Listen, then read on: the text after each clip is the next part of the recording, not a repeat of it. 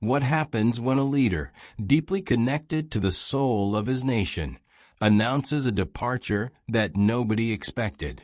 What ripples spread when a figure embodying hope chooses a path shrouded in mystery, a path leading away from the familiar corridors of power?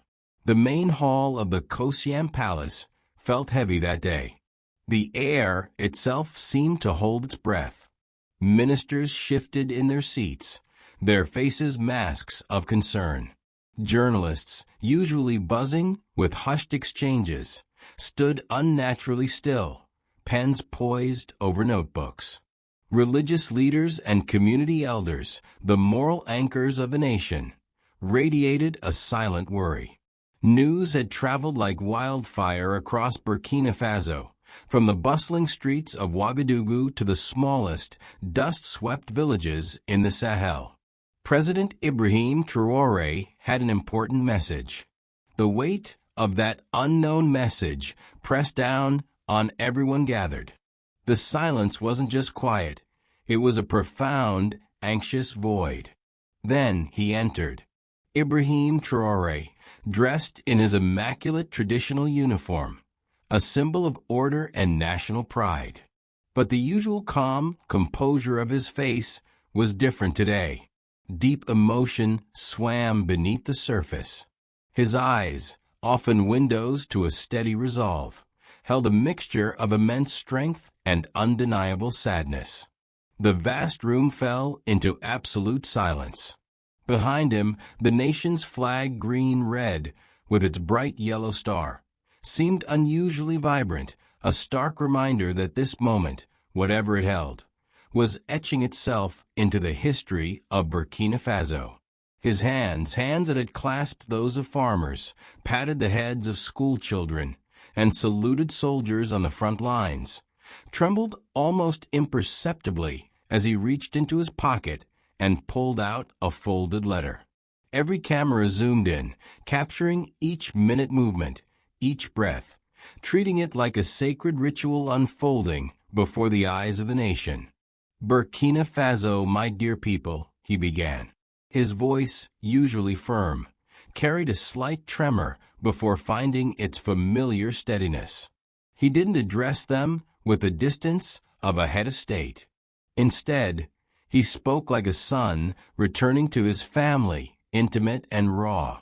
"Today I speak not as your president, but as Ibrahim, the boy from Bobo Dioulasso, who grew up listening to the elders' stories under the shade of the great baobab tree." He painted a picture of his childhood, one grounded in simplicity, discipline, and honor, values instilled by parents who lacked formal education but possessed profound wisdom about dignity. He spoke of how life in the arid Sahel shaped his worldview, forging an unbreakable bond with his land and its people. Still with me? Drop a yes in the comments to let me know you're tuned in. "I learned early," he continued, his voice gaining strength, "that a man's worth is not measured by what he owns, but by how he serves others." This core belief, he explained, propelled him towards a military career. It wasn't a love for weapons that drew him, but a burning desire to shield his homeland and its inhabitants from harm. Traoré traced his path, soldier, patriot, and ultimately, the vessel for the hopes of a people yearning for justice, for dignity. His words flowed, charged with emotion, yet delivered with clarity, as if rehearsed countless times within the chambers of his heart.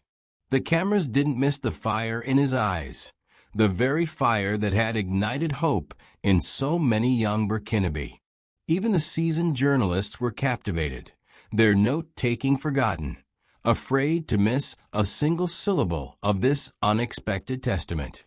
Then came the sentence that shattered the tense silence. "If I stand before you today," he declared, his gaze sweeping across the stunned faces, "it is to tell you that I will soon take a new path, a path that leads beyond our borders." It landed like a thunderclap in the quiet room. A low murmur rippled through the hall, confusion, disbelief, but it died down quickly as he pressed on. I must tell you why. Because you deserve the truth. All of it. The collective breath of the room seemed to stop. Ministers exchanged shocked glances. Generals straightened in their seats. Diplomats looked utterly bewildered. No one, absolutely no one, had anticipated that this address would mark such a dramatic, pivotal turn in the nation's trajectory. Outside the palace walls, in public squares, where thousands watched on large screens, faces mirrored the same astonishment. Ibrahim Traoré paused, his eyes scanning the room, perhaps committing each face, each reaction, to memory. He was about to unravel a decision that seemed, on the surface, almost impossible to reconcile with his constant dedication to his people, the very people he saw as the bedrock of their collective strength. I know, he resumed reading, his voice now laced with steely resolve. My decision will not be understood by many, and many will criticize it, especially foreign observers and political analysts who have never walked on our red soil or felt the depth of our struggle. His eyes, now sharp, focused, swept over the sea of confused and anxious faces. Hands tightened on chair arms, a physical manifestation of the moment's immense weight. Let this be crystal clear, he asserted. I am not leaving Burkina Faso. I am taking on a bigger mission. He explained further, trying to bridge the gap between their shock and his intention. My decision is not about running away or giving up. My soul will never abandon this land. I am a son of this country until my very last heartbeat. A collective shiver seemed to pass through the audience. In the streets of Ouagadougou, the crowds gathered before the screens stood frozen, hanging onto every word from the man who had become their symbol of hope. Traoré recounted his journey since taking leadership, reminding them of the agonizing choices, the sleepless nights, the relentless battle against terrorism gripping the Sahel. He spoke frankly about international pressure, the subtle and overt forms of foreign interference, the hidden economic sanctions imposed when Burkina Faso dared to chart its own course, independent of traditional powers. From day one, he stated firmly, I made my decisions not based on political convenience or personal comfort, but on what I believed was fundamentally right. His commitment echoed in the silence. I never broke my promise to serve the people above all else. Even the photographers seemed frozen, hesitant to let the click of their cameras interrupt the profound stillness. He placed a hand over his heart, a simple gesture imbued with immense meaning, instantly captured by every lens.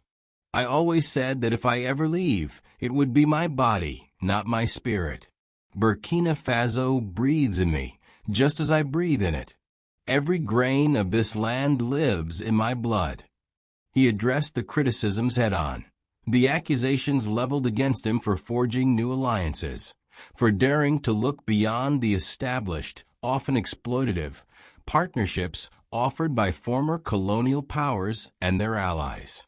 His face hardened, revealing the soldier beneath the statesman. They said we were wrong, he declared, his voice ringing with conviction. Wrong to seek new friends, wrong to refuse the old paths of economic control. But being African has never meant being submissive. Our dignity is not for sale. Our independence is not for negotiation. A subtle wave of affirmation rippled through the room. Ministers and military officers nodded, their faces showing agreement, perhaps even relief. I am not leaving to hide, he repeated, locking eyes with those before him. I am leaving to open doors that were always closed to our people.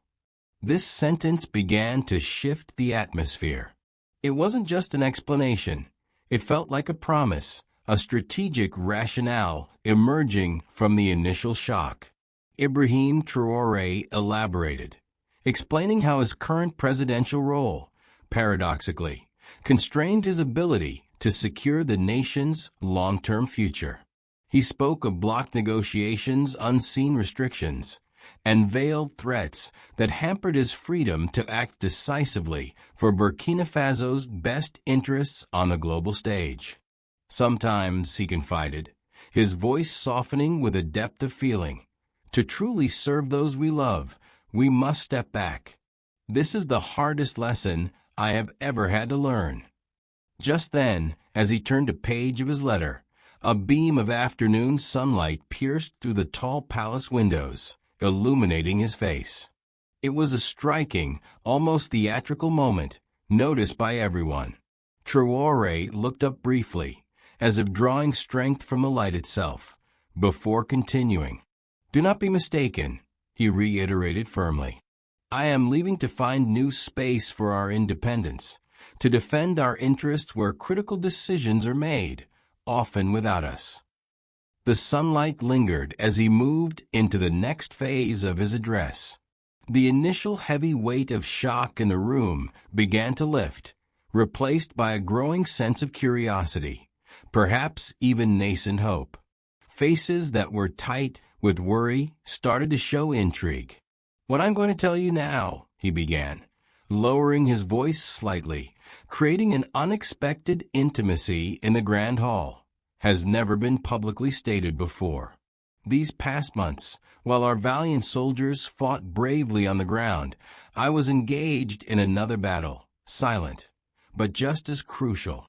He then unveiled the core of his new path. His mission would take him to a newly formed African International Council.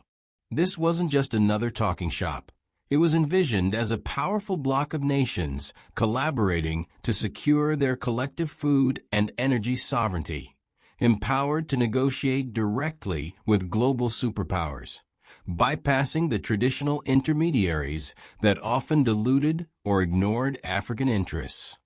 "I accepted this role," he stated clearly, "not to shrink from my duty, but to expand it.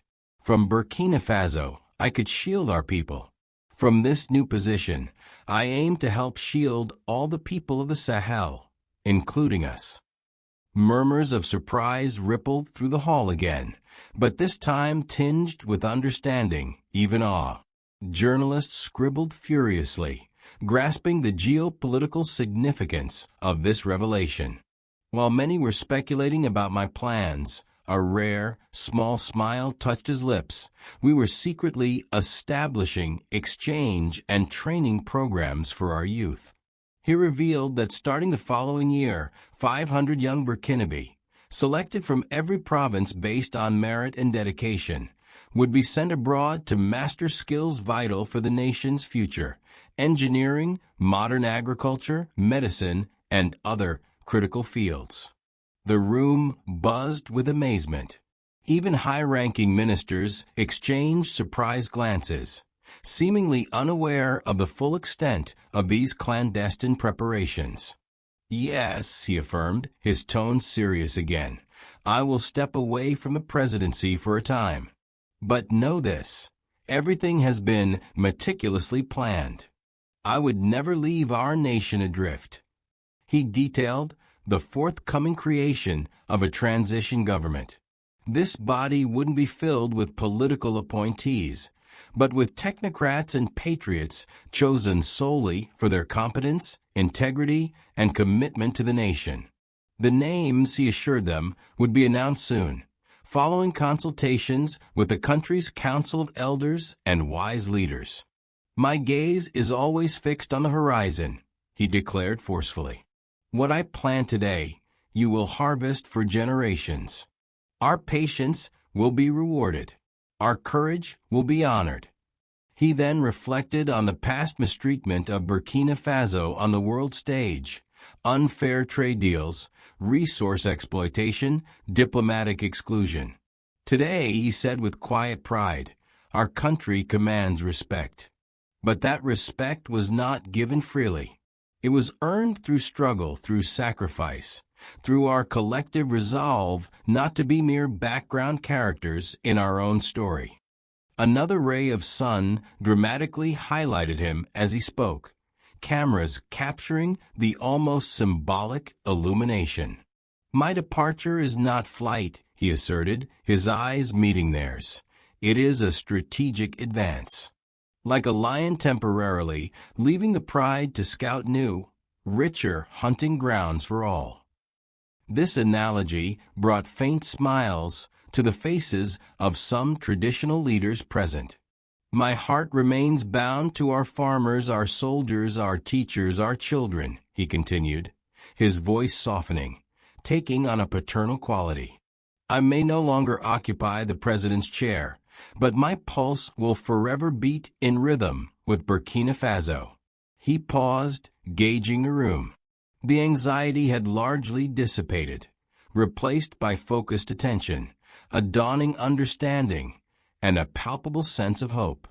"The future of Burkina Faso must be defended even beyond our physical borders," he explained, "because the threats to our sovereignty often originate far away, conceived in cold rooms thousands of kilometers from here. That is where I must now go to speak for us." The atmosphere in the Kosiam Palace had transformed. What began as a somber farewell was revealing itself as a bold, strategic repositioning. But the emotional core returned with force when Ibrahim Traore shifted to the intensely personal.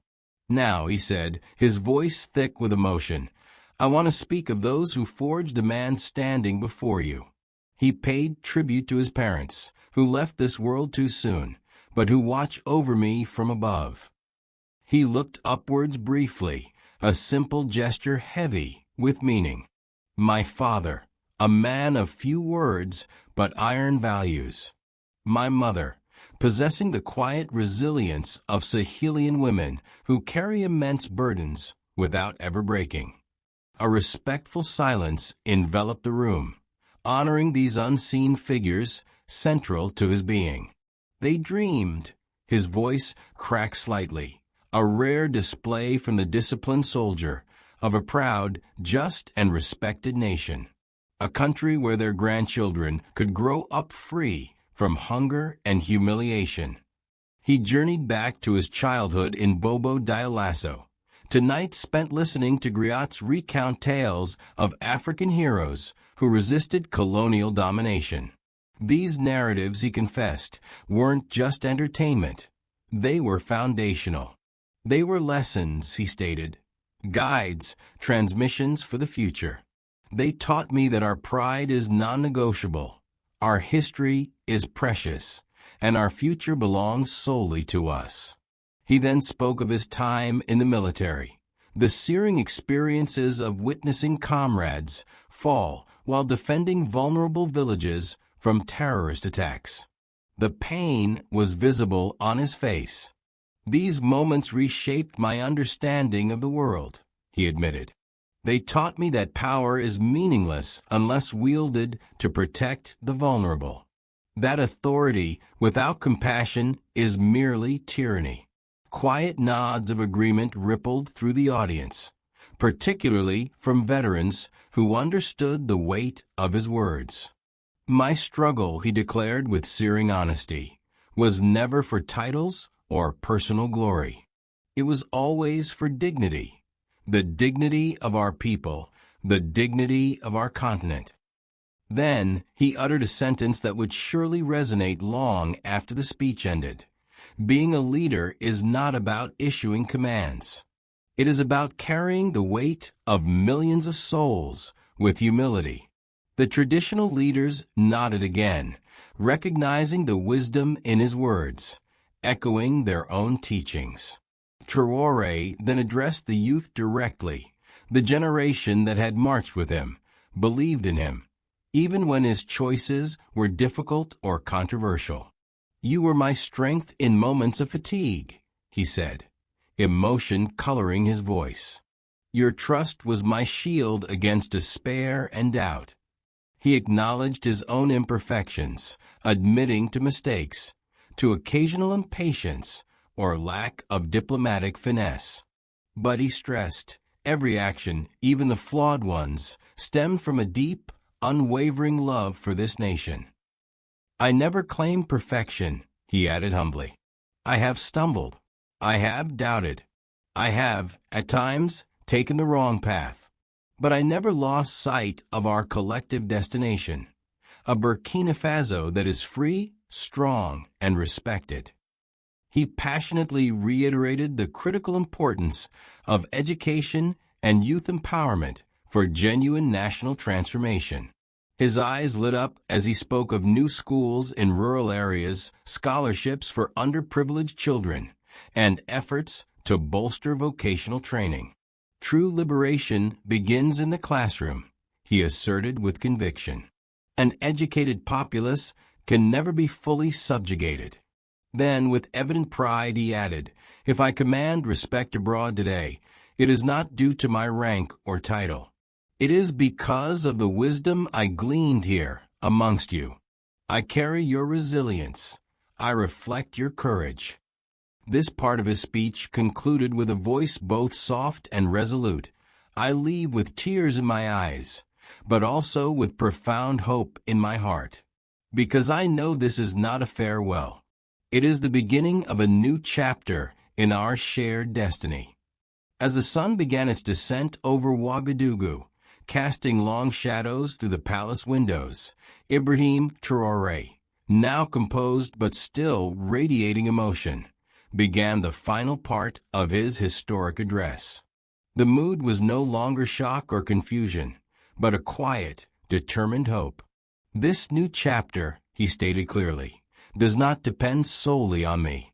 It depends on each and every one of you, on your vigilance, your participation, your unwavering courage. He looked directly at the attendees, as if making individual contact. I have always said, I am not a savior. I am merely a servant of this remarkable people. A genuine smile, the first real smile of the address, lit up his face. And that is why I leave with peace in my heart, because the true strength of Burkina Faso lies not in one man, but in the unity of its people. He spoke of the immense pride he felt seeing the Burkinabe flag fly at international forums, hearing the national anthem played with respect on the world stage. 5 years ago, he reminded them, we were often looked down upon. Today, they listen when we speak. That is tangible respect. And you, he emphasized, pointing towards the audience and by extension, the nation, earned this respect through your resilience, your dignity, your refusal to accept dictates from afar. Ibrahim Traoré revealed he had been offered prestigious, comfortable positions in major global capitals, jobs that promised an easy life far removed from the daily struggles of his homeland. But I was never tempted, he stated with unshakable confidence. I was not forged in foreign palaces. I was molded in the dust of Ouagadougou, nourished by the hopes of my people, and hardened by their struggles. Now, this entire narrative raises critical questions, highlighting a significant research gap. While Traoré paints a picture of a strategic, well-planned transition and a powerful new African Council, the reality remains largely untested. What are the actual mechanisms of this new council? How will it truly challenge established global power structures and bypass existing diplomatic channels that have entrenched interests? There's a lack of independent information on its formation, membership, and operational capacity. Furthermore, the internal transition plan, relying on technocrats chosen for skill and honesty, faces the immense challenge of governing effectively without the charismatic figurehead who unified diverse factions. How will this transition government navigate internal political pressures and maintain stability and progress in the face of ongoing security challenges? The long-term success of this bold strategy, both the external mission and the internal governance structure, remains uncertain, representing a crucial area for ongoing observation and analysis. The plan is audacious, but its effectiveness in the complex geopolitical landscape and the fragile Sahelian context is far from guaranteed. It's a high-stakes gamble, the outcome of which history is yet to write. He concluded his address not with finality, but with continuity. His physical presence might shift, but his commitment remained absolute.